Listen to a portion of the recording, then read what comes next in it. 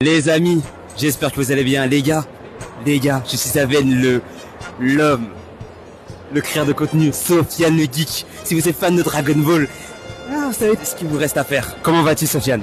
Écoute, je vais très bien, merci à toi, ça fait plaisir en tout cas. Franchement, merci beaucoup, j'ai vu tes mangas exceptionnels, magnifiques. Sofiane le Geek, j'ai 3 questions à te poser. Et la première, s'il y a une chose dans Dragon Ball GT que tu voudrais changer, ce serait quoi? Ce serait quoi? Alors déjà, c'était la VF à l'époque, je détestais. Maintenant, voilà, on a une VostFR, c'est plutôt pas mal, mais il faut retravailler la VF avec la vraie voix de Patrick Borg, etc. Ça, c'est vraiment le côté qui m'a éclairé quand j'étais gamin, et c'est pour ça que Dragon Ball GT, à mon sens, a été énormément critiqué. On avait une très mauvaise VF.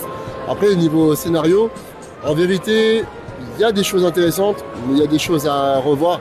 Peut-être le dynamisme, revoir un peu le dynamisme au niveau d'écriture. Je suis entièrement d'accord avec toi. Et la deuxième question, pour toi, quel est le personnage qui a la meilleure évolution? Vegeta, sans aucun doute. Voilà. Sans aucun doute. Ouais. C'est le mec, il vient dans l'arc Saiyan sur Terre pour péter la Terre, et finalement, il se retrouve avec une terrienne et un gamin, voire même deux avec sa fille. Donc on est passé du côté le mal vers le bien, grâce à qui? Grâce à la bienveillance de Goku. Écriture incroyable. Incroyable. Et j'ai pensé à la même chose, Vegeta, incroyable. On m'a dit Piccolo, mais Vegeta pour moi, c'est le meilleur. Et dernière question, Sofiane, quel personnage aimerais-tu être et pourquoi? Badak, le père de Goku.